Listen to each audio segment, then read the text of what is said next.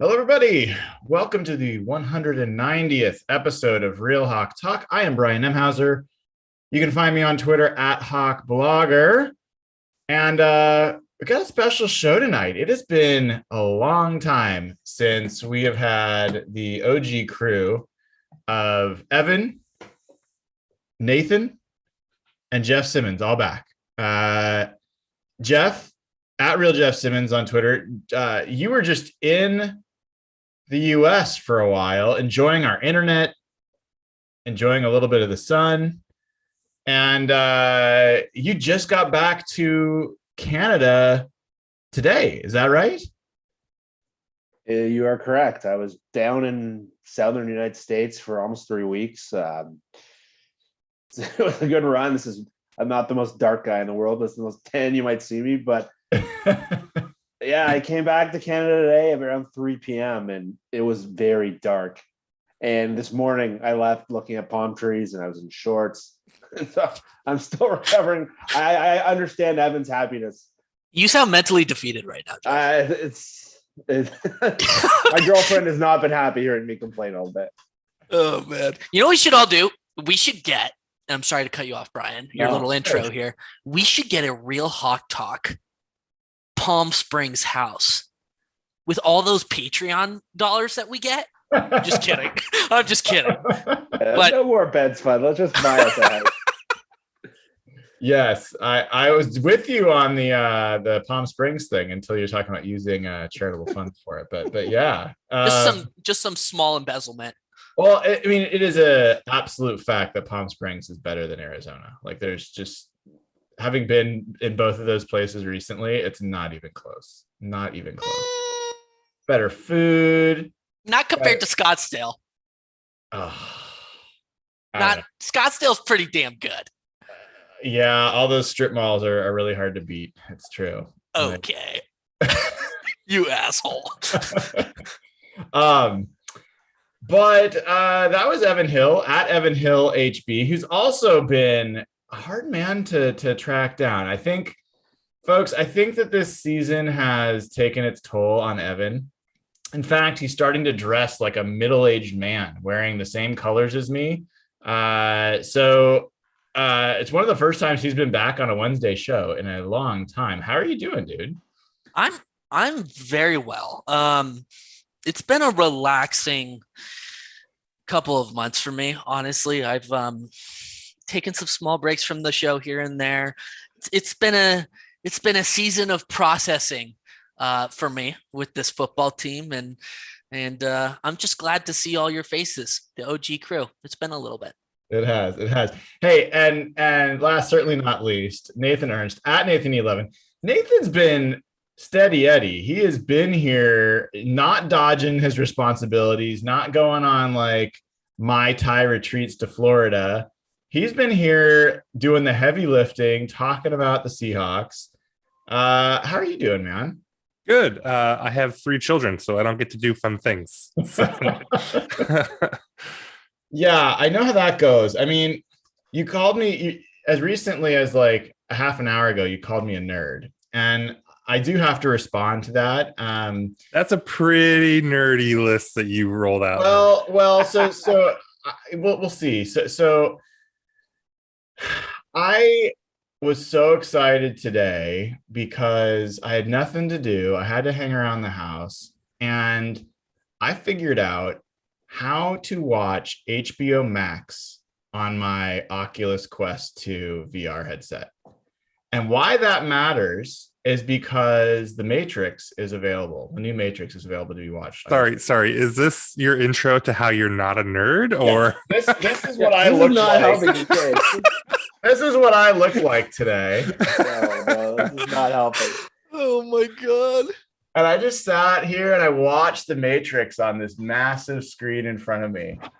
And I took off the headset and I was like, oh man, that really sucked. That was my first thought. My second thought was, I wish I could take off that headset and realize that the Seahawks season was some like form of The Matrix and I could unplug out of the back of my skull and just be like, no, didn't lose to the Bears.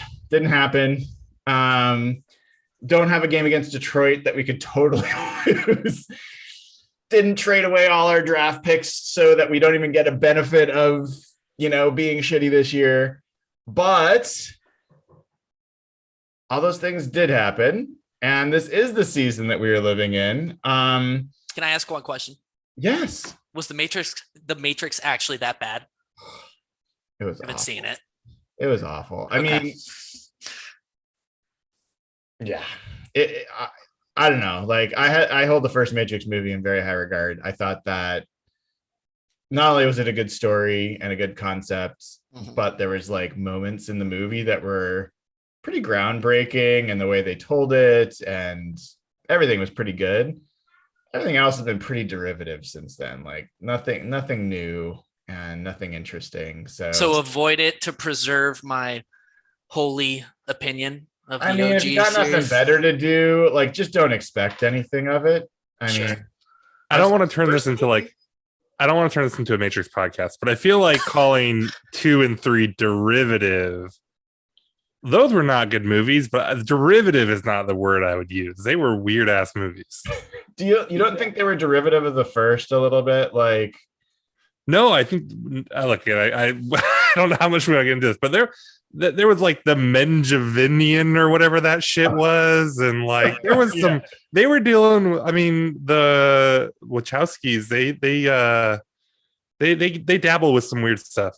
So Evan and Jeff, this actually worked exactly as I'd hoped. So Nathan is right there at the nerding with me. I appreciate that. He's been outed as everyone expected. I really did appreciate. I think it was DJ Burnett who responded to Nathan's tweet about me being nerd with a tweet from Nathan about runs on early downs charted out.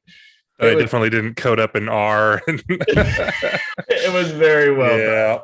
It was very well done. So yeah, guys, let's talk a little bit about what's going on with this team. And I think the first place we got to start is I think we got to reset. Like, what is your goal for a Seahawks team? Not this one this year, but because actually people might be surprised. It's different for each of us. It might be similar for some of us than others, but there are things that each of us are actually targeting in our minds of what a good, successful Seahawks team is. That's not the same as the others. So, and let me say one thing before we start this conversation. And I think, Brian, maybe you have said it on a couple of past podcasts, but when we have these conversations, I think it's really important for everybody to understand in the audience that we can be grateful for the past decade of what Pete Carroll has done, what this regime has done of putting this franchise on the map, bringing us our first championship. We can be grateful for that while simultaneously applying some reasonable, fair criticism and maybe hoping that things go in a different direction. So in no way are we diminishing the accomplishments of primarily the first half of the decade, but regardless, the entire regime success over the past decade, we are not diminishing those accomplishments. So I think that foundation is important for any conversation we're going to have. Are you pre-defending, are there mentions here that you're trying to avoid? What's? Oh, absolutely. My mentions are a constant shithole, just constantly. I mean, yeah. That's, I understand why you're saying that. And I think we'll maybe press on that a little bit more if need be. But the reason I think it's important to start with this conversation is because what we do next and what we advise, our point of view on what the team should do has a lot to do with what we're trying to get the team to become and what we think success looks like. So mine is different and it involves some different tactics to get there. So Nathan, if you wouldn't mind, I want to start with you because I think you have a pretty clear idea of what you're looking for from the team and what you define success as. Yeah. So, I mean, as much as I've complained about this team over the years and complained about Pete, I think that they've been close to what they need to be. Dayna talks about this quite a bit, right? That You really just need to make the playoffs. And then from there, it's a pretty big crapshoot, right? Because it's single elimination and it's just a couple games and, anything can happen, right? And we've seen that, you can look back at like the Ravens winning it the second time with Flacco, or the Ravens winning the first time, even though they had an amazing defense with someone like Trent Dilfer, right? Like that, those could easily go wrong. So, or even just look at the Seahawks, right? And how close in both of the NFC Championship games, very little needs to change for this team to have not even won one. We talked about how they should have won two. They very easily could have won zero. So I actually am a big believer in the idea that you just need good teams that make the playoffs, and and then from there, you're just rolling the dice. But I don't think that's what this team has been. It's obviously not what they are to this year, and it's not what they've been the last few years, right? They've made the playoffs. They've won 10, 11, 12 games in the regular season, but that has not been indicative of their true quality, right? And you see that, right? That they can't even make small runs into the playoffs, right? As Evan likes to point out, they've won as many games in the playoffs over the last 5 years as the Jaguars have. So actually less, but yes. Okay.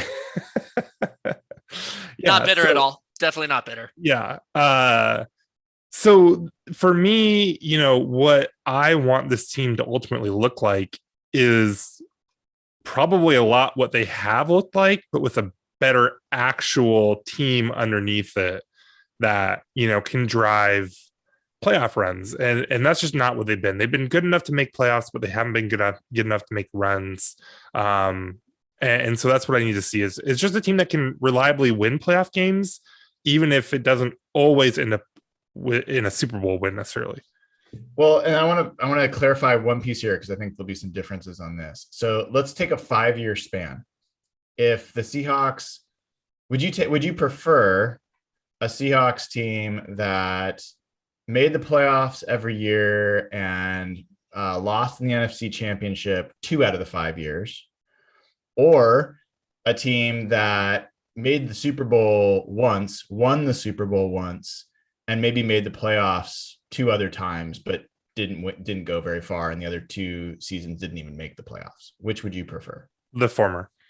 Yeah, I think that's an important difference, and I think there's people that are in that camp, and so I explain a little bit, just a little bit about why. Because I don't think that one team that won the Super Bowl, that's just luck.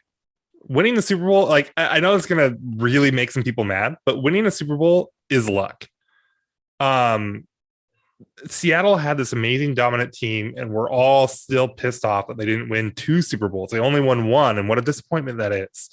And again, they were so close to not only not winning even one, they were so close to not even making one. I mean, they very easily could have lost that San Francisco game, and they should have lost that Green Bay game, right? And so it just kind of comes down to, any given Sunday when you get into the playoffs. And so I would much rather have that. Like, if you can tell me that I can have the 2012 through 2015 team, except they never made a Super Bowl, I'll take that, over, again, like that one Ravens team with Flacco, right?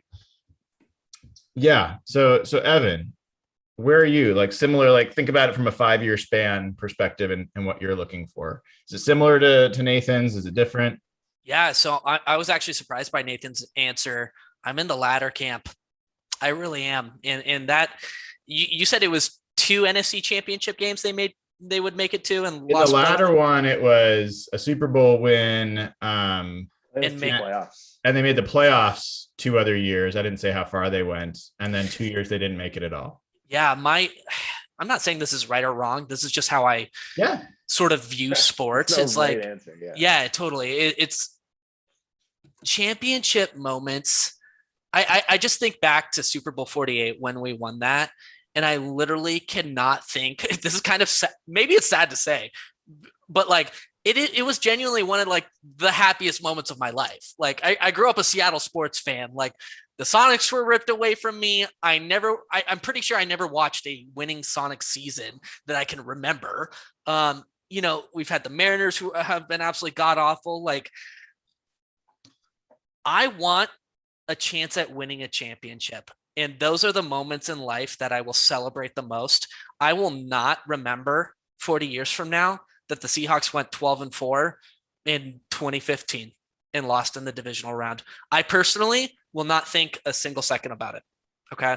But what I will remember is dancing in the fucking streets, cold as shit, crying, hysterically laughing because we just won the fucking Super Bowl. Like, those are powerful moments, even beyond sports. Like, championships bring communities together that were typically, fractured. It's the beauty of sports is like, winning a championship can bring a city together unlike anything else, especially in a time period where we're very fractured as a society. The joy, the happiness of those moments are incomparable. I get they're super rare, but I want a chance at experiencing those moments as frequently as possible. Got it. Jeff, where are you on that spectrum? I think my mindset might have changed. I think like a lot's happened in the last couple months for all of us. And I had kind of a rough week last week where one of my friends passed. And I think I've just been trying to kind of take perspective of life, and just sort of what Evan said is kind of really hit me there. And my mindset typically is more along the lines of Nathan's. I'll say that.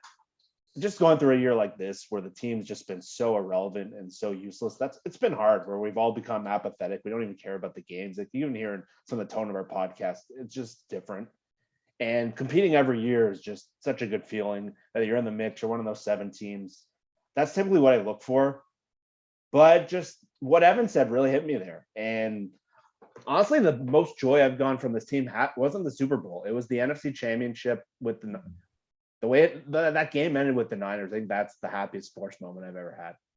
I didn't feel the same level, maybe because of how dramatic the moment was, but because of who the team were. Same with that Jermaine Hurst catch. I think that was just joy that you didn't even reach another game. So just moments like that, I think those moments are just so unique and so special. But as Nathan said, it's so hard to win a Super Bowl. Like, the 2013 team was maybe the best roster assembled in 30 years. And was one, if that pass goes slightly higher, they don't even make the Super Bowl. And I talk about it all the time. Luck is a huge factor. Who's healthy? So for me, it is really important to be good every year and to be competitive every year. And like what New England did was, I don't think that's repeatable, but what they did is amazing. That would be the goal. But just for me, any chance where you could make the Super Bowl, and I think the question would be a little different if it was like the Super Bowl and then be irrelevant, like sort of like the Eli Manning Giants. They won and then they've had like 10 years of shit. I think that would be more interesting. But if you're talking playoffs every couple of years with the Super Bowl, I think that would be my ideal scenario. Yeah, and I want to clarify something with you, Nathan. I think you might have said this, but you talked about how getting in the playoffs is luck. Like, once you get there, it's kind of luck from there, and how close the Seahawks were to not even getting their first Super Bowl and all those things, which 100% agree with all that. Is it the fan experience for you of you want a team that's competitive every year and good every year, and if they're in the playoffs, you feel like they've got a shot? Or is it because you actually believe the best chance to win a Super Bowl is to be competitive and somewhat good every year, as opposed to having a peak year? Yeah. So I guess thinking about this a little bit more. So I'm thinking like conceptually, like the team that makes 2 NFC Championship games versus the team that like wins a Super Bowl, right? Mm-hmm. But if you can actually guarantee me that over the next 5 years, Seattle will win a Super Bowl or not win a Super Bowl, I will take the Super Bowl. Yeah. Right. That's so like, I guess I was maybe thinking about that a little too, like conceptually versus like, no, you actually get a Super Bowl. I will take the Super Bowl. Thank you. So that's the first thing. The second thing is, so yeah, I guess kind of on the same line, somebody in the chat said, it's not luck to win a Super Bowl. Like, most Super Bowl teams are 1 or 2 seeds. That's right. But even if you just assume, which isn't true, right? But if you go back and let's say every Super Bowl team with a 1 or a 2 seed, that means 75% of 1 and 2 seeds don't win the Super Bowl, right? Like, it's still like, and so that's what I'm saying. Like, I don't need the team to win one every year. Obviously, that's very hard to do. I would like a team that is regularly like, a 1 or a 2 seed that can get in there and can be expected to have a 25% chance of actually getting through it all and winning the Super Bowl. So it's not all luck. You need a really good team, and then you need luck and help on top of it. And I want them to just be rolling out the really good team, and whatever happens from there happens from there. Yeah, and I would expand that a little further in that was helpful. Just clarification. I think it makes sense. I think the luck part doesn't just start in the playoffs. I mean, to get to the number 1 or number 2 seed, a lot of that has to do with health too. And so, people forget about the state of the Seahawks offensive line in 2013 and 3 of their 5 guys being out, and Paul McQuiston playing left tackle for a lot of things, and Max Unger being out for a period, and then Brandon Browner and Richard Sherman getting suspended for PEDs and then not, and Walter Thurman. Like, there was a lot, and like Percy Harvin was out. Like, there was a lot of stuff that was kind of going on, but they had enough depth that they were able to withstand some of that stuff. But yeah, there's just a lot of luck. I think 2014, they were incredibly fortunate in terms of health overall on that roster. They were not as deep that year, and until they got to the NFC Championship and then the Super Bowl, and then really got in, they got payback there. But yeah, I do think that there's a lot of luck that goes into Super Bowl years, all the way from the beginning, the first game of the season, all the way through. I don't think that luck is what makes you a Super Bowl winner, but it plays a significant portion. I know Dayna is out there somewhere like nodding vigorously. The reason I bring this up, this point up, is because, when I've looked at Super Bowl teams and teams that win the Super Bowl, not even just teams that make the Super Bowl, but teams that win the Super Bowl, it is the exception in the most part that they are consistently getting to the championship game and they're consistently number 1 or number 2 seeds. I might be wrong, and I have to go back and look again, but from what I've seen, a lot of times it's these momentary spikes. The Giants, the Ravens, the Broncos, those were a lot of what I think gives you the chance to be a dynasty is to be that good and that young and have some luck. And that's what the Seahawks were in 2013, really even in 2012. I mean, that was a stretch from 2012 to 2015. Seahawks really should have won at least 2 rings with that much talent on that roster, and they didn't. They came really close, but they didn't.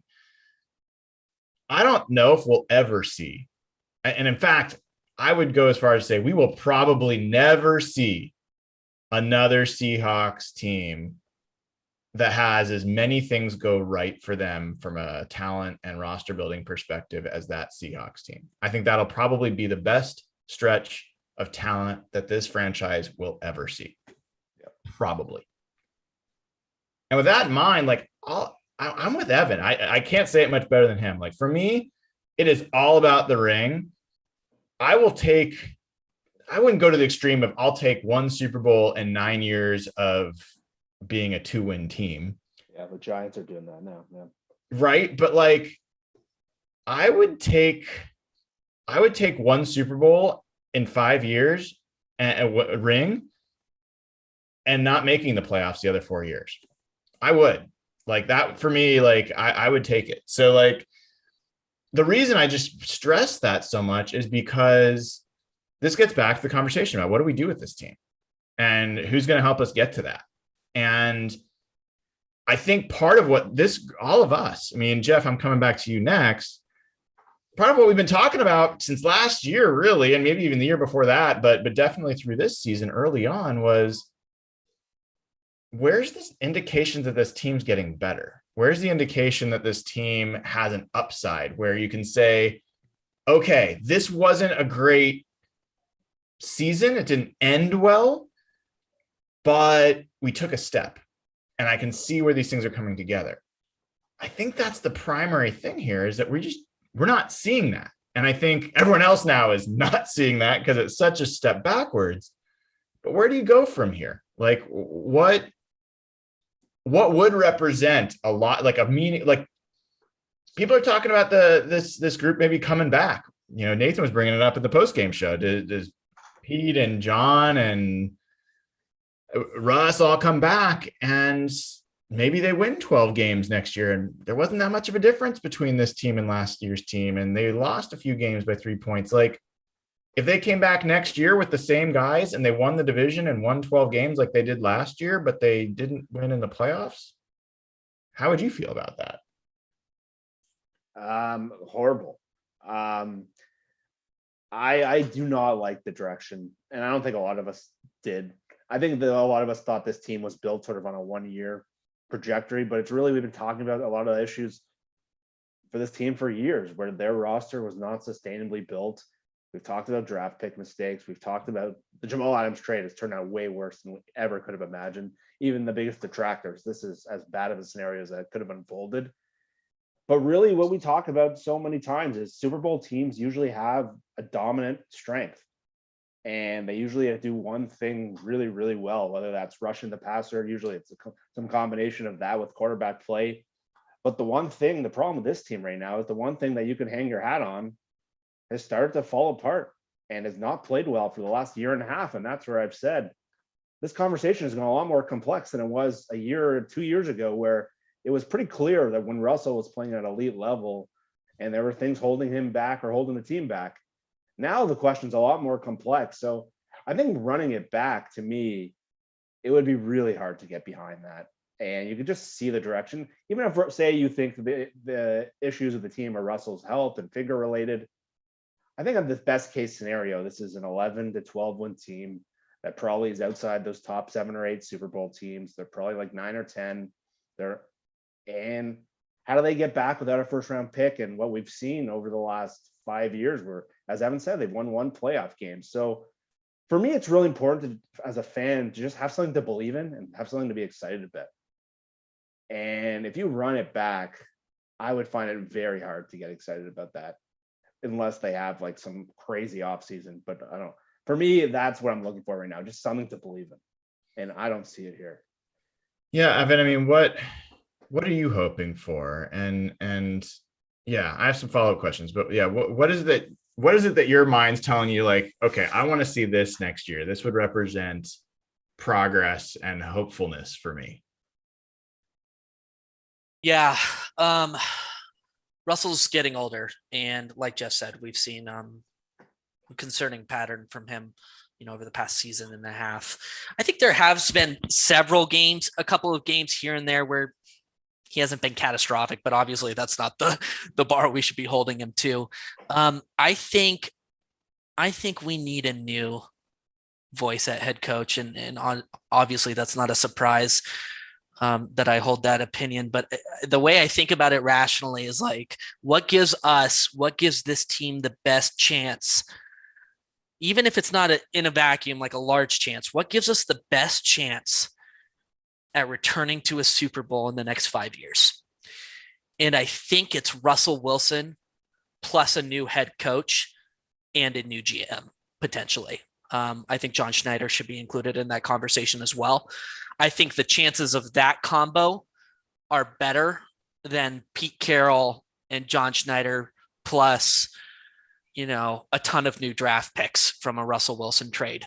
I don't feel confident in Pete Carroll and John Schneider's ability to allocate heavy resources moving forward, especially in a Russell Wilson trade.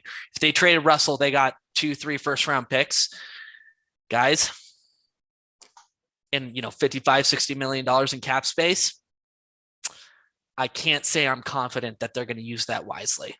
I really can't. I wish I could, because I think that could be an easier answer if you really trusted both of them. So I think that's just where my head is at. I want strategically what gives us the best shot at returning to a Super Bowl as soon as possible. I think Russell Wilson is much more difficult to replace than a head coach and a GM, although that's not to say that Pete Carroll and John Schneider will be easy to replace at all. Let me ask a follow-up on that. And then Nathan, I'm sure you've got thoughts on this as well. So not a surprise, you've been pretty consistent in that perspective. But what I don't know with you, Evan, on this is, let's say you do exactly what you said. Are you looking to build a team that is, in the past, we've talked about like getting a coach that is, modern passing offense, and having Russ be the centerpiece of that team, and that he's being held back, and that this coach would unlock him. And so are you picturing this being like, okay, Russ will take a new step and be a different player, a better player, not just in this season, because obviously he's been horrible this season, but just in general, he'll be a better player and that he will carry the team to the Super Bowl?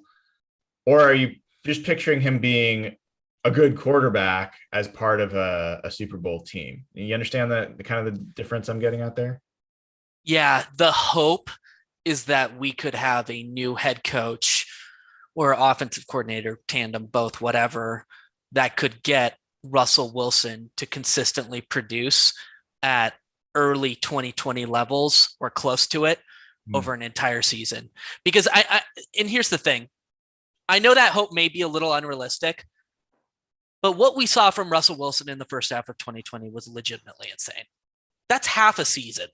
Like, that's a good amount of time. Like, to sustain just even half a season at that level that he was producing at is insane. It broke historical records. It doesn't need to be at that level, but I do think the hope would be with a new head coach, new OC pairing, that you could diminish, or at least, I think diminish is the right word. Diminish some of those flaws that have really been super present over the past year and a half. How about you, Nathan? So like, are you looking at, first of all, what are you wanting to see? Because I know you've been kind of on the fence a little bit more than even I was expecting you to be about what the next step should be. And then I am really interested in, like, what do you think about for Russ? Like, what's the role you're expecting Russ to take, and what's the level you expect him to perform at? Yeah, I'm still pretty I don't have a strong opinion either way. Definitely for me, I would be least excited about John and Beat coming back with no Russ. I think there should be some serious questions about their ability to use that capital wisely. They've had years now to rebuild a defense, and they haven't been able to really do it. So I don't really have a lot of faith in them being able to trade Russ and then replace him. I think that the best option going forward for the team to stay competitive and maybe take that next step, it's still, to me, to keep Russ and try it with a new coaching staff. I was having a conversation with Griff and Maddie Brown and some folks on Twitter today. Like, 16 months ago, Russell looked to be cruising to an MVP. Like Evan said, like, the stuff that he was doing was like borderline historic. He was challenging, like, what was it, Tom Brady's 50 touchdown year or whatever that was. Like, he was out of his mind. 16 months.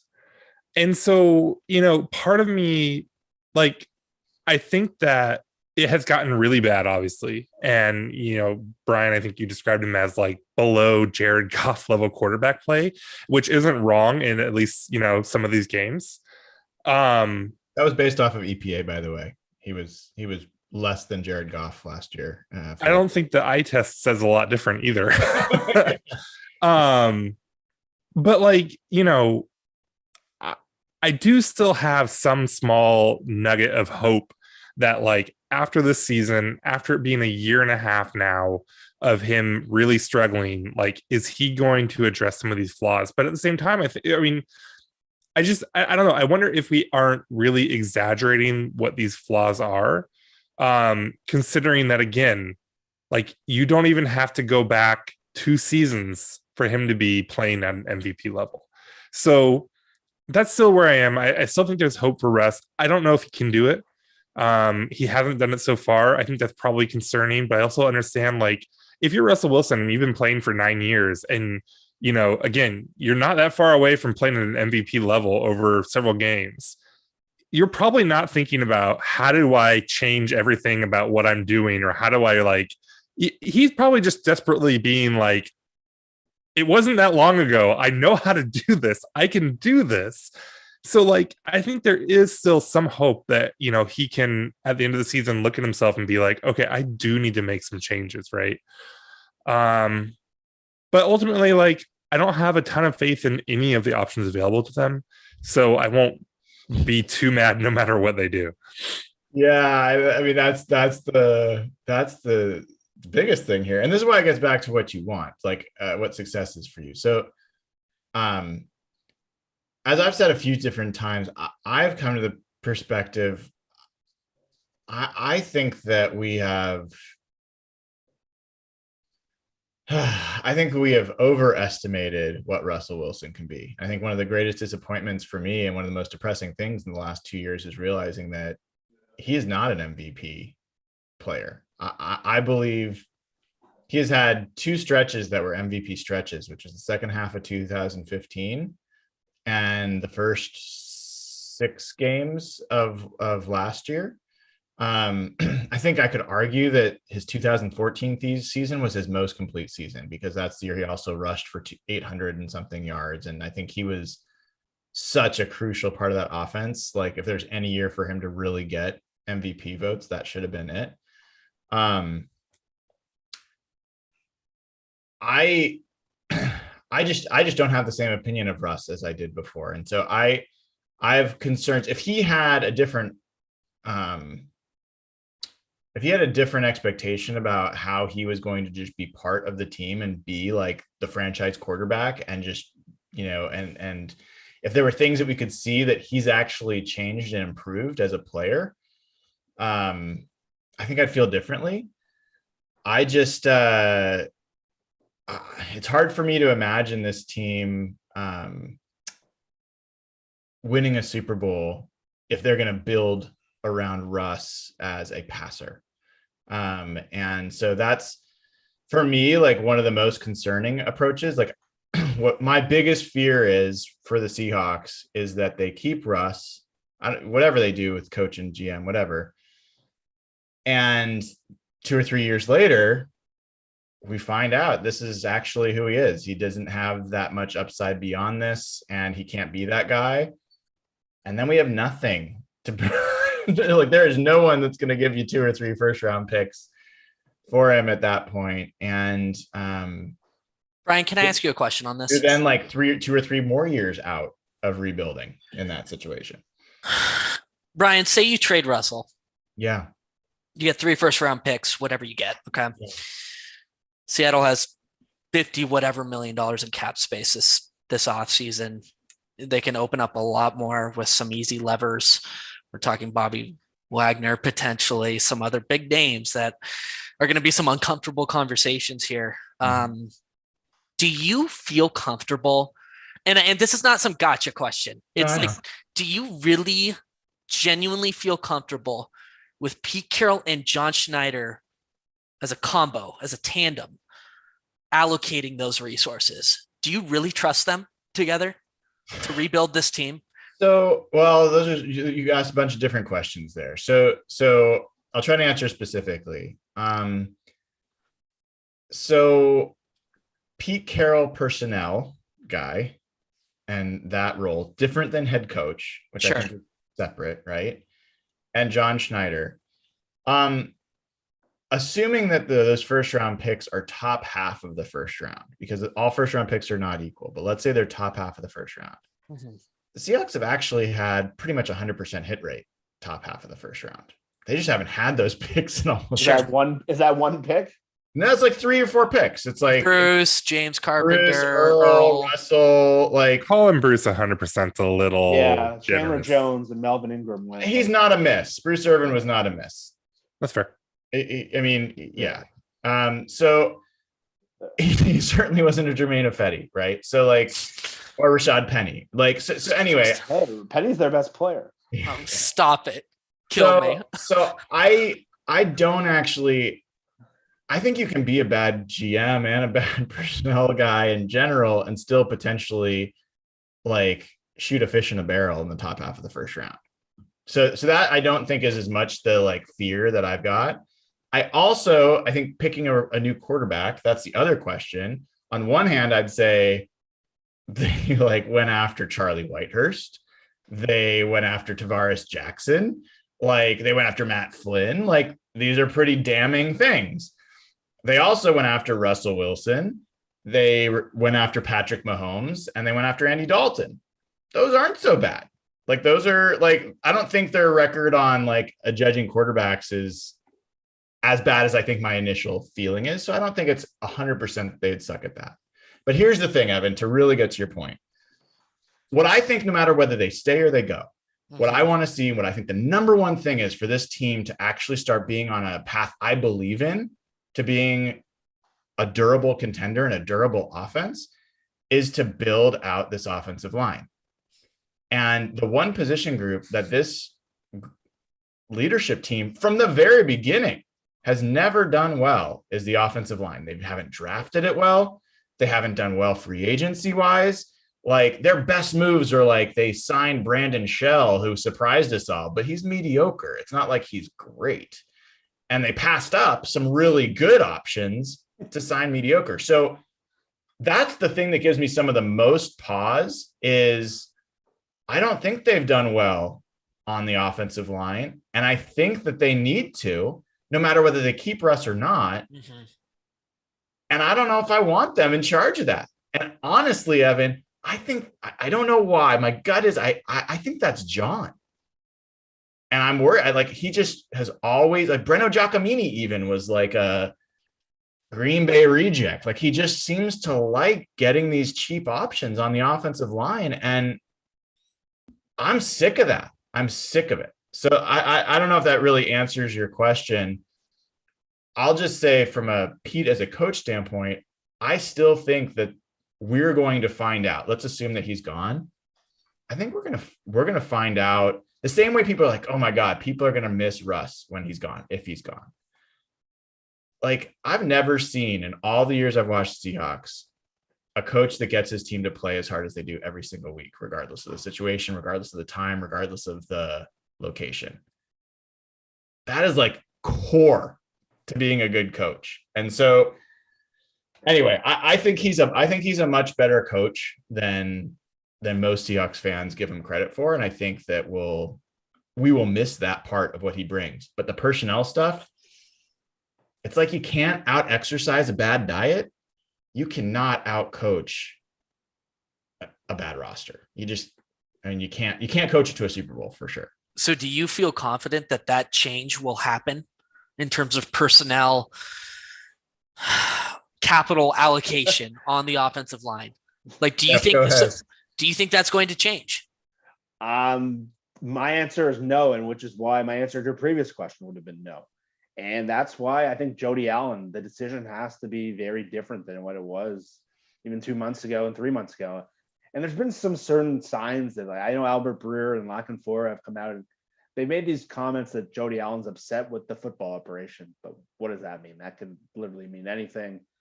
I thought Pete's interview this week was a little alarming, just talking about how he mostly feels this year was an aberration. They just need to retool the pass rush, and he thinks everything would be fine. But to me, I see what Brian said, and that's why my answer is no. And I don't think any of us can predict what Jody's thinking or what she's going to do because none of us have seen her make a big football decision other than hand Pete and John big extensions. But that was a very different time. They were 6-0 then or 5-1, and things were a little different. But to me, I don't see many scenarios where I would be comfortable bringing Pete and John back as a duo. I would be more open to having John with a new coach, as much as John might be responsible. Just like I think the best model for moving forward, if you want to sort of keep Russell or keep the GM, would be sort of the Rams coming out of the Jeff Fisher era. And I think you can make a lot of similarities to how this era might end to how that Jeff Fisher era, their record was kind of the same every year. Their coach was kind of in control. And my point being here is that when Les Snead was the GM with Fisher, when he moved to McVay, he became a very different general manager. And just having a different guy in charge, I think John could be different. Say he pairs up with Doug Peterson, the guy he was with in Green Bay.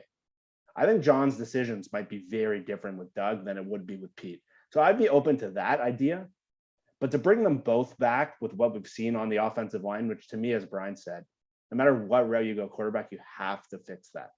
So if you bring them both back and say I'm more open to trading Russell than I ever would have been in the past, I think I would be very nervous with Pete and John because of that directive to fix this group. I want to respond to one question, sorry, that showed up in chat, and I think it's a really important one. This is from Tommy Eden. He says, will a top offensive line solve Russ's main issues, i.e. not reading defenses, always going for big plays, not throwing with anticipation, taking sacks, things like I don't think it will.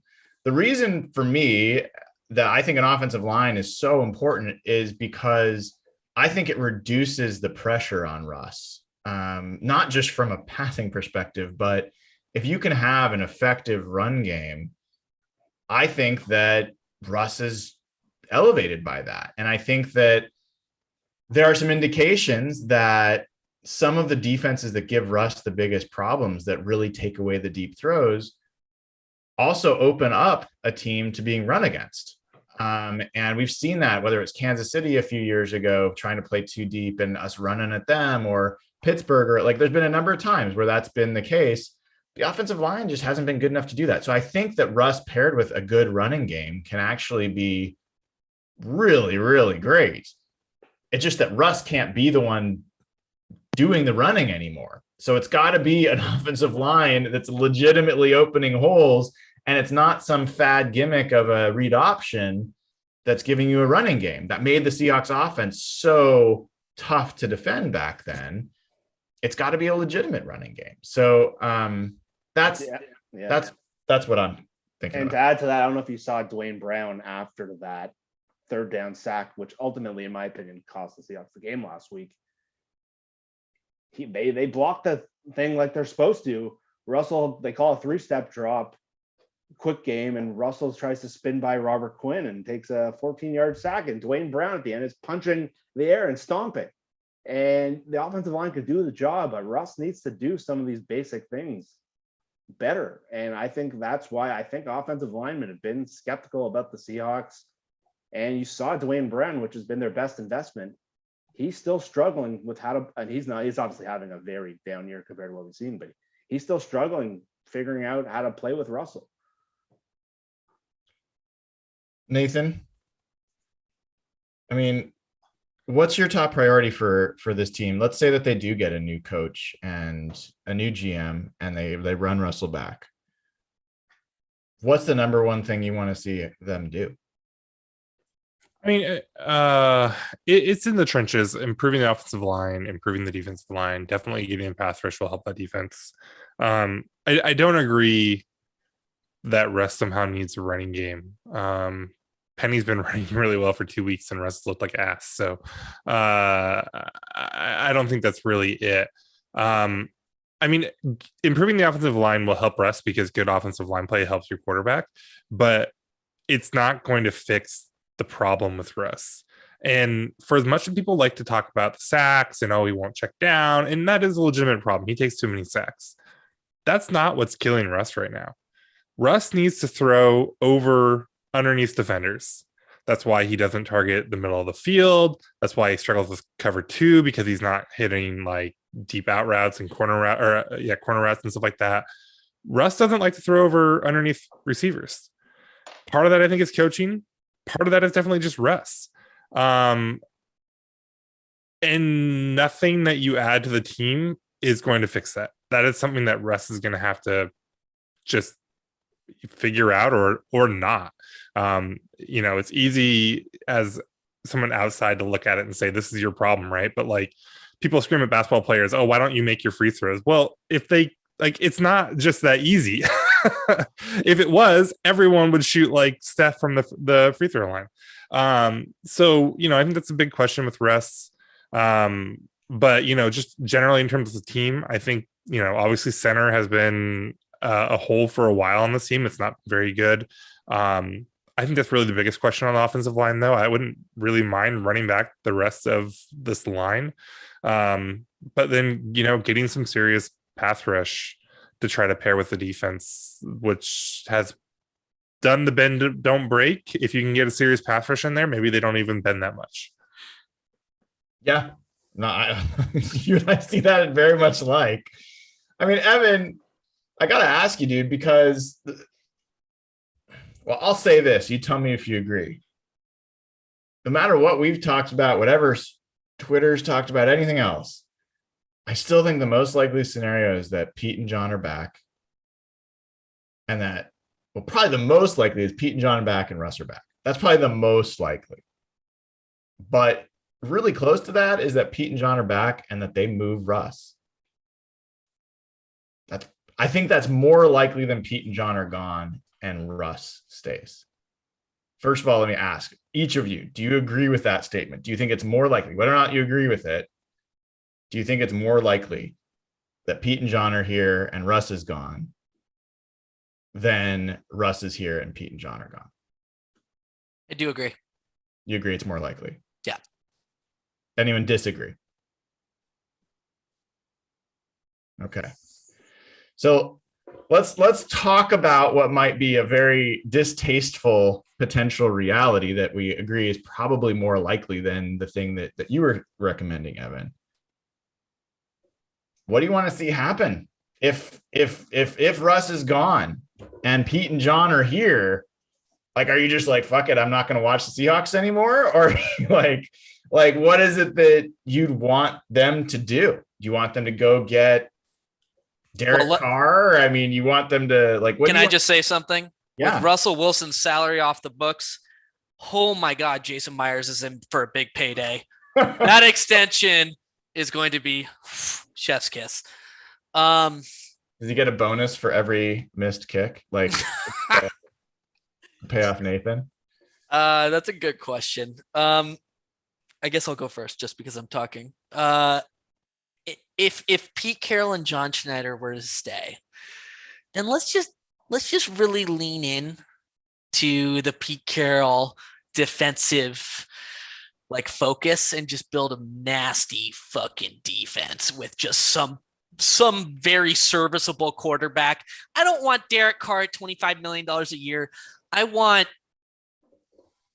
trying to think of like a 10 mil or less quarterback. You know what I mean? Like Baker Mayfield? Fuck no.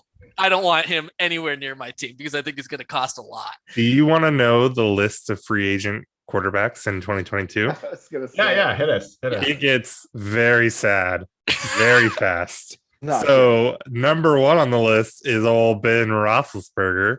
good. Then you have Teddy Bridgewater, Ryan Fitzpatrick, which I would secretly love as just I would like be a fuck around. 100% on board. Yeah. With who?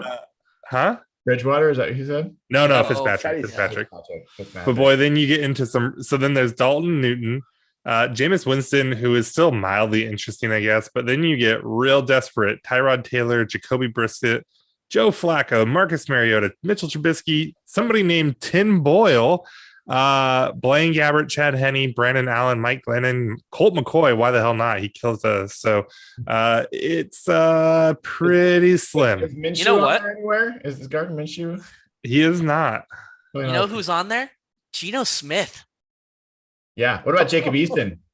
Oh God. No, I guess what I'm just saying is if Russell is gone, let's build a powerhouse defense until we can, the next couple quarterback drafts, at least per Jeff, are supposedly not great. Yeah. This So- one's especially bad. Okay, so this one's especially bad. Let's just lean into the full Pete Carroll defensive, philosophy then. Let's get some serviceable quarterback and not pay him a ton of money and build the shit out of our defense. That's what I would want to lean into. I know this is just like bile is like building up in Evans talking about this. But I mean, we just never even had this conversation. I honestly don't know what you guys think about because I know how much you are against this. And frankly, I'm pretty against it too. We're all pretty, we're not quite on the exact same spot on the spectrum, but we're pretty much on the same side of it. Jeff, like, what would you want to see? I'll throw something in there for you. Like, I would want them to, I don't care if it's a bad quarterback draft. I'd want them to draft a quarterback every year until they've got one. They have not drafted a fucking quarterback since Russell Wilson. They've drafted one quarterback in their Wait a entire- minute. Hey. Whoa. No, I mean quarterback, not just some guy that has an infatuation. That's true. God, that's amazing. That's the only other quarterback that they've drafted. That's pretty bad. It's Magoo. So yeah, so I mean, what would you want to see from Pete and John that would give you some sense of, okay, maybe this isn't as bad as I thought it would be. Maybe there's some hope here. For me, it'd be getting the draft picks that you need back. I think the Giants would have to be the target you'd have to make with Russell's trade. They're gonna have 2 picks in the top 10. I think just getting building block young players in this organization again, because we've talked about it all year. Like the best players on offense and defense, you look at the team. When you look at the teams that built up when they had the Legion of Boom and they had all these young players growing at the same time, you look at the team now, the best player on offense this year has been Tyler Lockett. He's close to 30 years old. The best player on defense is Quandre Diggs and Al Woods. That is not a sustainable roster of how you want to emerge into a Super Bowl level team. You need young building blocks. Darrell Taylor looks good as like a number 2 pass rusher. I think that's a great role for him. DK Metcalf is a guy you might have to look at trading in the next year if you're moving on from Russell Wilson. And are you going to pay him $25 million if you don't know how to use him? And that might be a quarterback thing. That might be a Shane Waldron thing, but his season's been pretty much a disaster. So who are the building blocks on this team right now? Like they're going to have to move on from Bobby pretty soon. Jamal Adams has not proved to be that. He's been good, but he does not have that young building block. And so I want them turning these draft picks into building blocks because they don't really have many. And Russell is your best course to getting them. And top 10 picks are what this team needs because you look around. Again, I said it, the best 3 players on this team this year were Tyler Lockett, Al Woods, and Quandre Diggs. That's why they're 5 and 10. What are we going to say? Go ahead. I'm tempted to say, actually, this isn't that really a hot take, honestly. If Russell's gone, DK should be gone too. I wrote about that a few weeks ago. I'm that not was against that hotter either. take a month ago than it is now. Like, what do you think the haul would be for DK? I mean, I'll say this. I don't get rid of DK for a first round pick. Not even close. Like, why would you trade a young blue chip for the hope that maybe you get another one? Like, it has to be 2 picks. And for me, I think if it's not 2 firsts, I think first and a second, you're at least like thinking about it. Let's keep in mind that Brandon Cooks went for a first round pick. Yeah. So Diggs multiple times. Diggs went for a first and a third, I believe. And he was older than DK and you have to pay him. I think the conversation. What would the Percy Harvin was a 1 and a 3. I think you start the conversation in the lowest you goes 2 first round picks. Jesus, can you believe DeAndre Hopkins was a 2nd and a 4th and David Johnson? That was one of the worst trades. 2nd and that got Bill O'Brien fired within 2 weeks. So Jesus. That trade was a joke. Yeah, so sorry. So what would you take for DK? Jeff. I'd take a first and a second. Evan. I'm not going below 2 first round picks. I'm kind of there too. Like he's too good. He's too good. The problem is, are you going to pay him $25 million? That's what I was going to say. Like, you're going to have to pay him. Like, yeah, I think $25 million. I will. I would franchise him. I think a lot of his issues are rooted around the quarterback right now. I do too. You would hope that you would target a quarterback 2-3 years from now, and you could pair him with DK Metcalf. Nathan, would you trade DK Metcalf? And if so, what would be your minimum return? Oh man, DeAndre's getting $27 million a year. Yep. Is there a chance that DK just gets 30?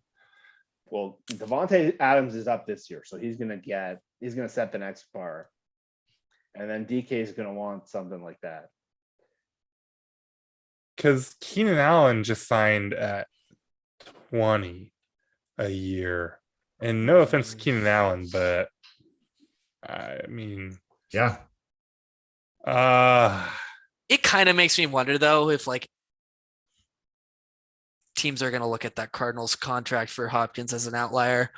because there's like a big gap between him and everybody else, like almost $6 million gap. And You know who's not going to look at that as an outlier, though? is DK Metcalf and his Yeah. agent. But here's the thing: it was a 2-year deal. It was a DK 2-year Metcalf's gonna deal. walk in that room. He's gonna take off his shirt and He's gonna throw his big I've fucking got dick 4 on the girls table. in the other room. He's gonna, you know what he's gonna say to Pete Carroll? Do you know how much money I can make on OnlyFans? You either give me 30 Only million. from Evan. Just You know, with Evan, subscriber. if- Just with 1 subscriber. if DK does that, you know what Pete turns around and does too, though, right? What is This he is actually Evan on DK's OnlyFans. Hey, I pay for an enhanced subscription. Okay, I get So- special club access. No, I still want. Anyways. I still want 2 firsts. I think I still want 2 firsts. You first. Yeah. But God, they're going to have to pay him so much money. I'll throw a few things out quickly. And this is again back to the scenario of Pete and John stay, Russ goes. I want Shane Waldron gone. I never want to see him calling a game again. I think he has shown no ability before he came here that he knows how to call a football game, and he's shown no ability since. So I'm done with Shane Waldron. I think that's a disaster. Been a disaster. I don't think they'd fire Ken Norton, but I would love to see them do it. Probably won't happen. But let's just Shane Waldron be gone. I would cut Bobby. I would look to cut everybody who's on the wrong side of 30. I think one of the tough questions is what you do with Quandre Diggs. I think Diggs has played really well. He's 29. He's pushing right up against 30. Is he going to be a guy that you can be part of this rebuild with? I really think from a leadership and quality of play perspective, he could be a good safety for the next few years. So I probably sign Quandre, but I'm not sure. It depends on who's available in the draft. Did you say over 30 or 30 and above? 30 and above. Okay, that's really bad news for Jason Myers.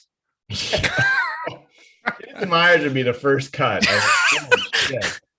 Jason's 30. Actual literal cut. Oh my God. Yes. And I mean, I think there's some tough choices on the offensive line in terms of Dwayne Brown. I don't know if I'd re-sign him. I would look at all other options. I would actually probably let him go and see how you do with young guys, as long as you got a quarterback that frankly is not your franchise guy, and you're just going to see if Stone Forsythe or whoever else, you draft can play that position. Do you want some fun news on Dwayne Brown? Yeah. You're paying him $3.5 million next year, whether you like it or not. Well, they're rolling that money over now. So Sure. Yeah. So I mean, those are specific things I'm doing, and then as far as the draft picks, the priorities is offensive line, defensive line, and if next year's draft, if you get some top picks and they are not, you don't have a quarterback to get, I actually think it's better off if you don't get your quarterback first. Like they are not, even if they have like Russell playing great, this is not a Super Bowl roster with a great. Even if Russell returns to MVP level, I still don't think that this is a Super Bowl roster. So doesn't this all kind of argue against the nuke it option, though? Like, you don't have a great quarterback option in the draft. The best that you can probably hope for in a trade is Justin Fields. You don't know how many firsts you can even get for Russ at this point. It's probably still a couple, but who knows? You're talking about wasting a couple years of DK. You're talking about getting rid of guys like Diggs and probably Tyler Lockett, who are still very good NFL players. And so now that, like, yes, you are getting a return for Russ, but you're talking about having to use it to replace guys you already have. So, like, it just seems like this is the worst time for the franchise to implode. Like a year ago, even if they had pulled the trigger a year ago, they would have been better off, I think. So, like, doesn't that all argue against, like, we haven't talked about it, but like, rolling it back is maybe the best option this team has. But or a Super Bowl, to win a Super Bowl. For the Super over Bowl, Russell with a new coach. I mean, it's to me, it's one of those two, and I know I don't like, but like rolling it back's right up there. Like this team, from a point differential perspective, has a good chance or have a chance to end up better than the 2019 team. Like that is extremely in play. They could end up with a better point differential than the 2019 team. I think, Which my I mean, favorite it's still very scenario- mediocre, yeah. but yeah. I think go my ahead, Chief. favorite scenario would be Russell has been driving me crazy, and I've just been getting really. But I think my favorite scenario would be pairing Russell, maybe keeping John and bringing Doug Peterson in. I think that sort of fits the middle ground of where you can do the best of all three there. Yeah. I mean, I don't know if that's going to happen, man. He's going to be a hot commodity. People are already lining up to interview those guys. I don't know if any of us see the Seahawks firing Pete, Who knows? period, let alone doing it while the season's still going on. And you've got an inexperienced owner. Like, yeah, I think there's a lot to talk about Jody Allen. I think a lot of this is going to fall on Burt Cold. I think Burt Cold's the one with experience in these situations, been through it with Paul before. I think he's probably advising Jody quite a bit. And I think it's going to be, I think there should be reporters right now asking to interview Burt Cold. There should be people that are doing profiles on him and what parts he was in different parts of Blazer decisions that were made. Like, there's information out there. He's the guy that I think is going to he might have a bigger say. I think Jody might be the approver, but I bet he's the one that's really driving the decision here. So, and there's been stories that Pete, I know Jason Lackenfora had this, and I believe someone else had this. Pete kind of implicated it too on this radio show. Lackenfora stories said outright that Pete does not want to rebuild without Russell. So that makes the decision really interesting. That was a line directly in Lackenfora's story and goes back to that John probably wanted to trade him last year and Pete blocked it. So that might really influence how Jody moves forward, because I think if they roll it back, Russell's going to ask for a trade. So it's really This team sucks so much. It's so impossible to be mad at anyone. I know. Like, I'm so mad at Russ because he sucks right now. But like, again, 16 months ago, we were talking about him as like a clear-cut MVP choice. Fuck Pete Carroll and his stupid ass forced down decisions and loving to run the ball. But like, also, God damn it, John, won't you give him like some players to do anything with? But also too, like, I'm sitting here talking about how like this is the worst time to now have to trade Russell. And John a year ago was like, yes, it would be terrible to try to trade Russell in a year from now. So like, who am I mad at? The team sucks. It hasn't been particularly good in years. And I don't know who to be mad at. Well, that's Rashad Penny has become our best. Well, they've got an excellent. And Rashad Penny is our best player. Yeah, that's like that sums up the state of the team perfectly. Can I just say, like, when Jimmy Graham caught that touchdown, I wanted to. I literally wanted to end my shit. That was horrible. That was painful. That was just the puke dressing on this nasty ass season. Look, I mean, if I'm being really honest, I mean, no one wants to hear down and I do. I think the Seahawks are in for the dark ages. Like, I just think that's what's happening. I think you talked about all the things, even Paul Allen passing away, like all these factors are just lined up to like negative direction. Like a bunch of things, if they could have just been a little bit different, maybe like if Russ would have taken off and stayed like nuclear, like even just that, you'd have something to hang your hat on. I think there's a lot of reason to expect that Russ is just never going to be great again. He might be very good, but like, anyway, like, yeah, there's not a lot. And so that's a big part where I'm like, throw all your cards back in and like, let's start getting a totally fresh deck.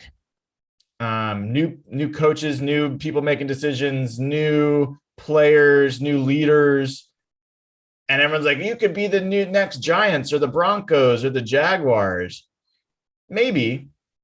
I mean, I'm willing to take that risk, but you also have the wealthiest owner in pro sports. And in the past, they've spent money going after whoever. Jeff, you talked about like, can you pry Sean Payton or like, there are names that we might not even be thinking about that they could just decide to go after and get. So yeah.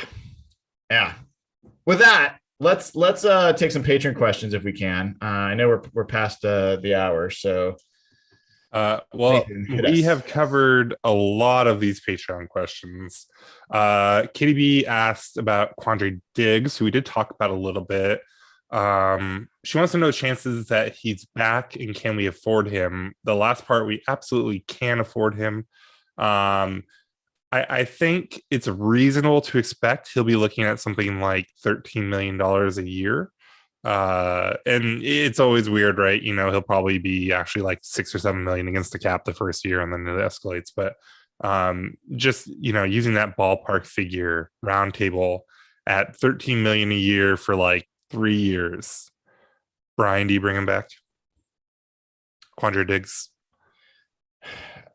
Irrespective of everything else, yes. I mean, there's a lot of other things. Yeah. I don't think it's the best idea, but I'm going to go with yes. I don't think this team's in a position to get rid of good players right now. Evan? Yeah, I'd pay him that. He's 28. He'll be 31, almost 32 by the time that deal's done. I'd do it. You guys just don't want Dayna getting mad at you. We cannot suffer the so wrath much of money David. at safety. 30 million. I'll say this: I'd rather pay Quandre Diggs more money than I would Jamal Adams. Yeah. So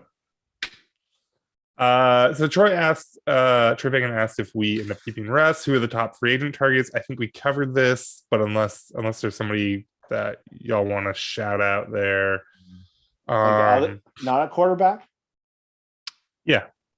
If they keep assuming Russ stays, they keep need Russ. to sign Chandler Jones.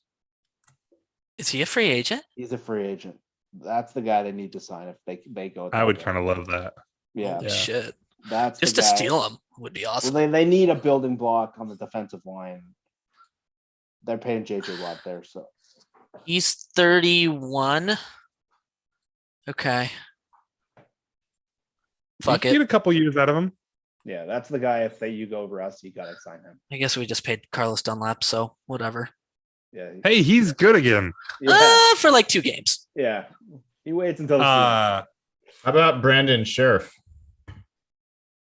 I thought did he sign a 1-year deal? Let's tagged, he right? gets tagged every year. Oh, tagged. Okay. They tag him like every year now. I mean, you need a center though. Like, I mean, Jackson and Lewis are fine. I know they're not amazing, but I don't know. The guard doesn't really do it for me. Yeah. No, Brian. Evan Braxton wants to know, what would you be willing to give Rashad Penny for a 1-year prove it deal? Like a max of $2 million. Is that even vet min? It's higher than Batman. Okay. Yeah. Okay. Do you guys all right? So Jeff, do they end up keeping Rasheem Green and Sidney Jones this offseason? I'll say they keep Sidney Jones and Rasheem Green becomes our new Quentin Jefferson, where we're all arguing about him for the next 2 years when they probably should have signed him, but don't for a cheap price. Who won that argument? Brian was wrong. Nobody. Brian Everybody was- lost that Brian argument. was wrong. Everybody lost. Jeff has been so good. How dare you? Wait, I missed that. Sorry, what was I wrong about? You were just wrong on everything, Brian. That makes sense. I said Rasheem Green is going to be the next Quentin Jefferson. Sidney Jones has been pretty good though. I think Sidney Will Jones was is going to wrong resign. about that. The quarterback group's actually fine. John Reed was pretty good too. Yeah, I think there's a chance that they get a good deal with Jones, trading for him and kind of rehabilitating him. So, DJ Burnett wants to know if there's any untouchable players going forward in the offseason. I think that's a no, right? I don't think we just talked about trading DK. So I wouldn't trade Daryl Taylor for anything. You wouldn't trade Daryl Taylor for 2 first-round picks, but you would DK? Oh yeah, hell yeah. Oh, I very strongly disagree with that, but not. And I like Taylor, but just not untouchable to me. But that's not realistic for Taylor. No, it's trade. Do you see what I'm saying? Yeah, and I also feel like Taylor in his first year. You said he could be a secondary pass rusher. There aren't many examples of Seahawks in their first year that get 6-7 sacks, and he can end up with more than that don't end up becoming tier 1 pass rushers. So I think his upside's pretty high. Getting outplayed by Rasheem Green right now, so probably also getting doubled more than Rasheem Green is. All right, and then KD, one last question. We didn't talk about it yet. The Cam Chancellor tweet. Oh yeah, right. I'm interested to know if you guys have any opinions on this. I think the most interesting thing out of the Cam Chancellor tweet is that Cam Chancellor is thinking about the future of this team. Like, Cam Chancellor looks at this team, and we can all read the tea leaves about what he means and that he secretly hates Russ, and so does Cliff Averill because of his tweets too. But like, these players are looking at the team, and they're having the same conversations that we are.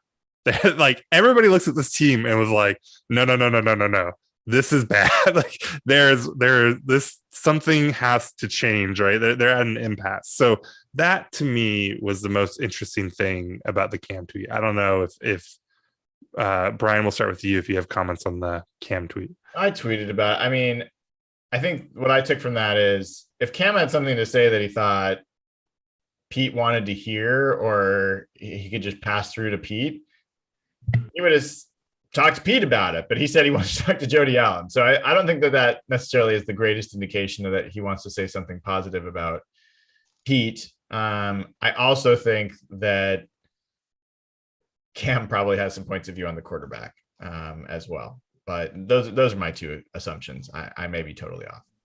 Jeff?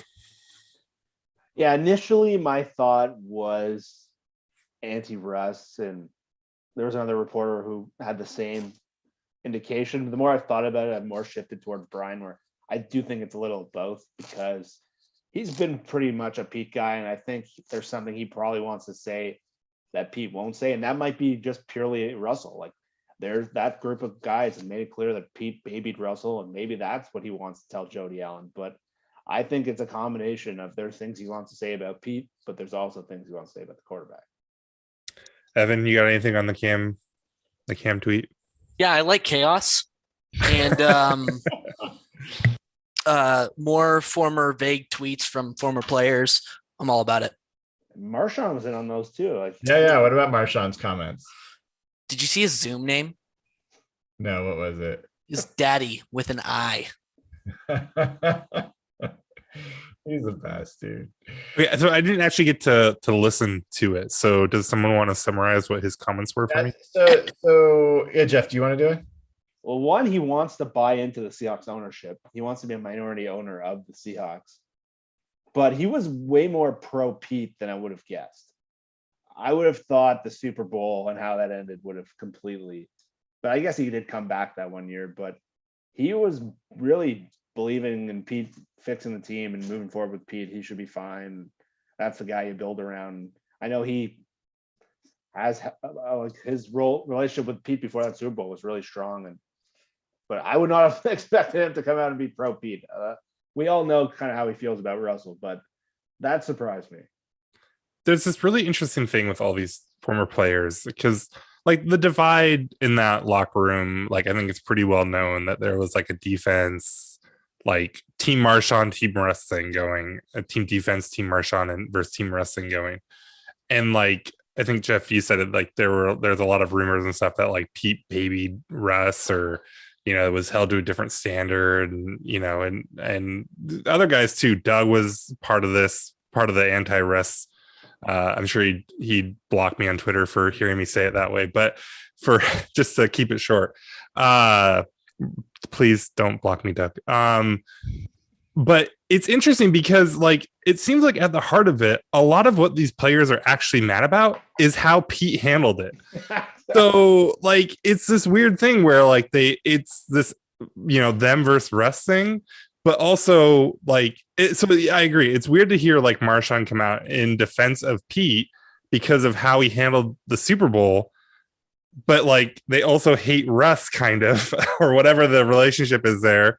But like, so like, what does Cam Chancellor really think? Like, it's really, it would be amazing to, shoot him up with truth serum and get him on the podcast and ask him a bunch of questions.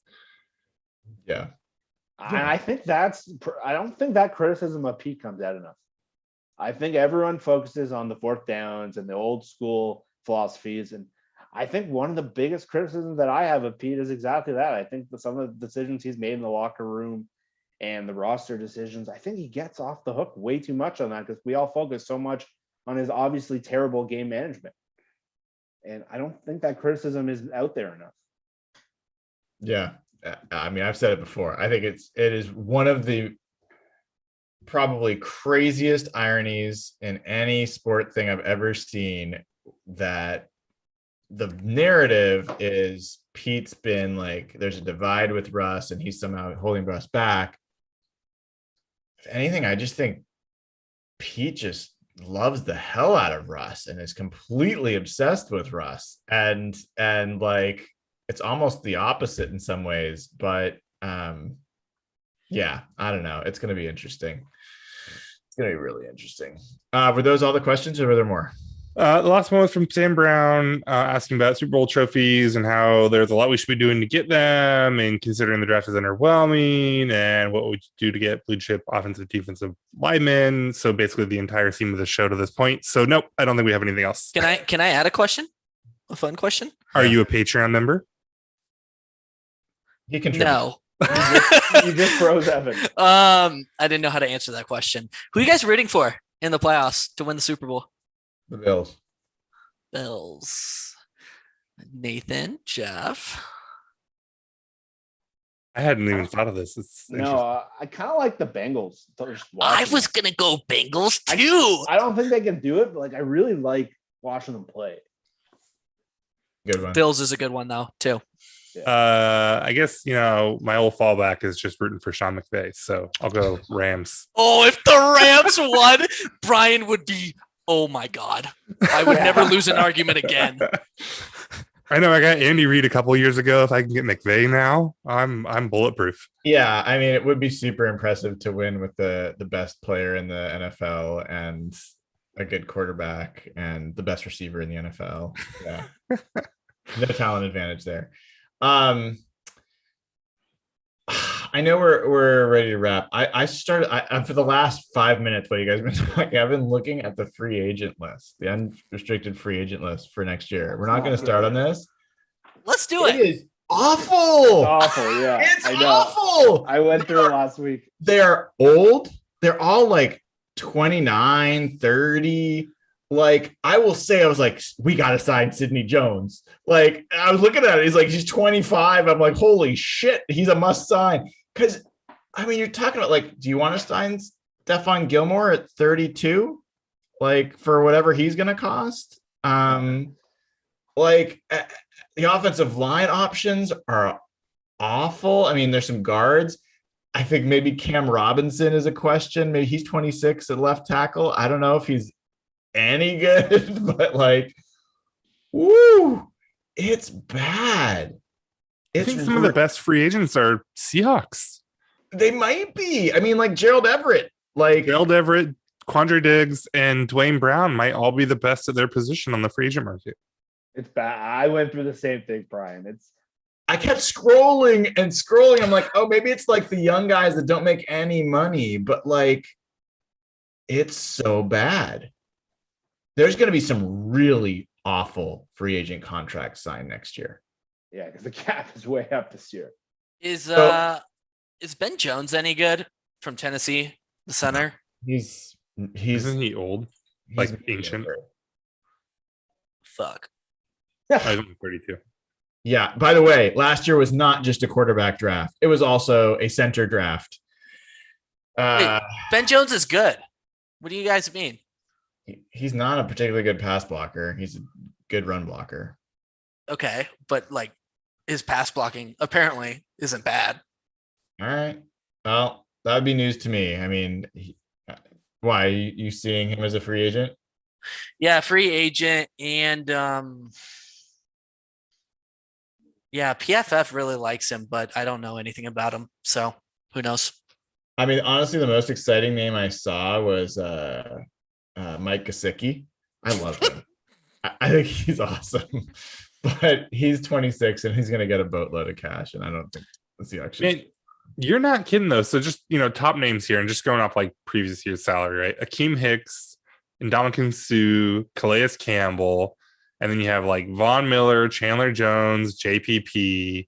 Let's see here, left tackle you have Cam Robinson, Taron Armstead, Dwayne Brown,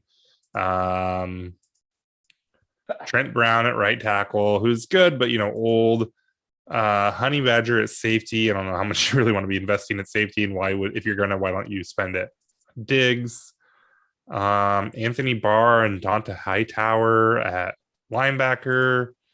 It's just Stephen Gilmore and Joe Hayden at corner, like just old ass names. I don't think I've seen a free agent.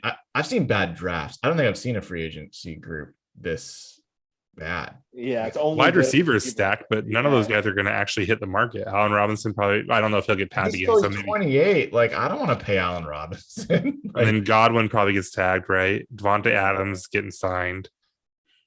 So. Devontae's kind of old. Well, here, I know we're just rambling now, but if they trade Aaron Rodgers, which is a possibility, let's say that the Packers don't go anywhere in the playoffs and they trade Aaron Rodgers, do you sign Devontae Adams to a $30 million deal, or do you let him walk? Is that the move? Do you trade Russ and then just go for broke for Aaron Rodgers and Devontae Adams? What would you? That's like the only scenario that I've heard tonight that makes me think, hell yeah. Yeah. What would you have to do? How would that work? John needs to like get all his Green Bay contacts somehow, and like I mean, you have to tamper like hell. And how do you think Pete Carroll's pro-vaccination campaign is going to so work it's not with Rodgers? Not happening. Man. No, you'd have to fire Pete. Literally off the table. You'd have to hire I'm just saying. You're not wrong. No, set that aside. I am intrigued. Like, what would that even look like? You'd have to trade Russell for like a stack of picks and then flip those picks back to Green Bay. Fuck that. I think Evan's right though. I don't think you can do it because of the vaccination thing. I can't imagine Pete and Aaron on the like. Dude, Pete would bend any rule to get. I don't know. To get a good quarterback. I mean, I don't know if I buy that.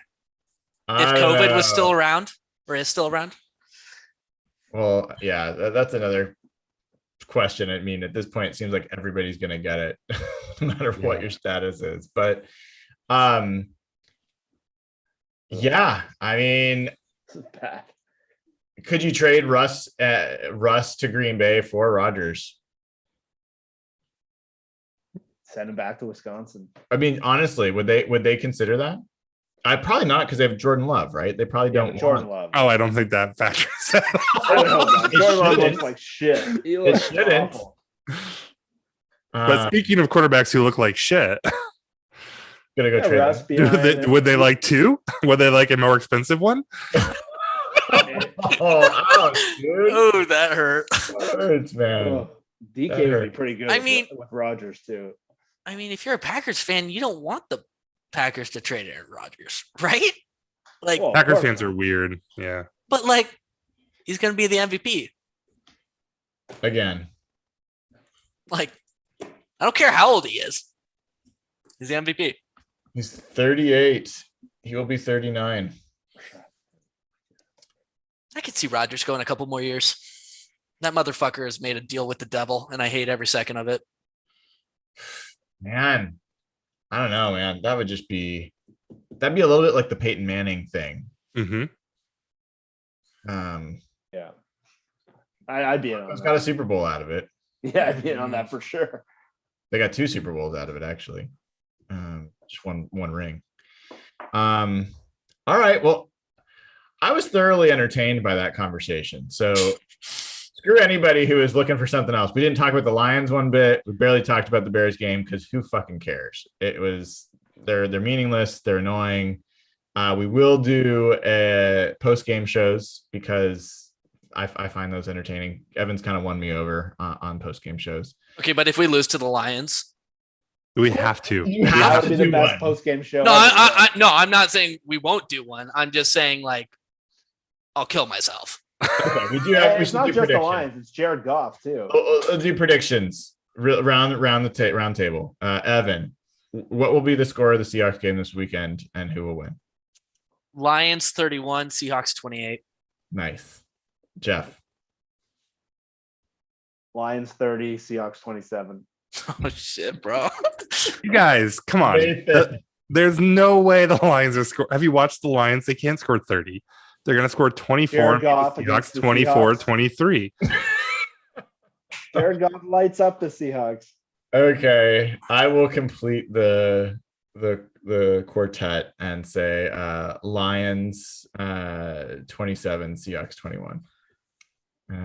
So just I mean, I like Dan Campbell. I think he's fun. yes. He is. They play hard. They play really hard. Yeah, they may be a team that actually has a bigger upside in the future years than people realize. Not Okay. necessarily with Jared Goff as quarterback. I have one last question. Last question. We talked about what was the most likely, scenario for next year, blah, blah, blah, the combination and everything like that. Is there anything that could happen over the next 2 weeks? Like, do these two games have any bearing, any impact on the job security, the combination potential of any of the main players for next year? Like, if the Seahawks lose out, is Pete Carroll's chances affected? Is John Schneider's chances affected? If Russell looks like shit, are his chances affected? Like, do these games even matter? If the players give up on the season, then it does matter for Pete for sure. So they would have to get blown out, basically. Yeah. If you're seeing, go ahead, Jeff. I don't think Russell as much. I think Pete. I think you saw Jody. I think you saw ticket prices to the game last week. I think this is impacting their bottom line, and they got pretty badly embarrassed losing to a third-string quarterback last week at home. I think if you repeat that and you follow up and you lose to the Lions at home, I think that has to change Pete's future. If you're Jody Allen and you're looking at purely from a business perspective, it's hard to generate fan interest, and their tickets going for like $20 last week. So if you embarrass yourself, I don't think anything Russell do will change his future, but I think if you lose to the Lions and Bears back to back at home, I think that's a decision that could sway Jody for sure. The Seahawks are 2-5 at home this year. Their 2 wins are against the Jags and the 49ers. Imagine how bad you have to be to lose to the 2021 Seattle Seahawks, not once, but twice. I love that. Sorry. I mean, Nathan, do you have any point of view on what Evan asked? No, I think you guys nailed it. Like, if they collapse, that's really bad for Pete, but otherwise nothing matters. Yeah. I really wish we could see Jacob Eason play. I would really like to see that. Just out of curiosity. But we won't see it. It won't happen. All right, boys. Any other last fleeting thoughts? I mean, honestly, I could talk with you guys. I'm super interested in getting into you like it when I hit my always your favorite, Nathan. That was for you. I missed it. Did you get nailed again? Yeah, I knocked it again. It wasn't as good, but man, it really brought back the memories. I am really actually morbidly fascinated by what's going to happen for this team, and I really do want to see who makes it. We're going to learn a lot about Jody Allen, and no matter how you feel about this, from here on out, this is on Jody Allen. Mm-hmm. Like, you can hate Pete, love Pete, hate Russ, love Russ, whatever. This is on Jody Allen. So this is her first moment.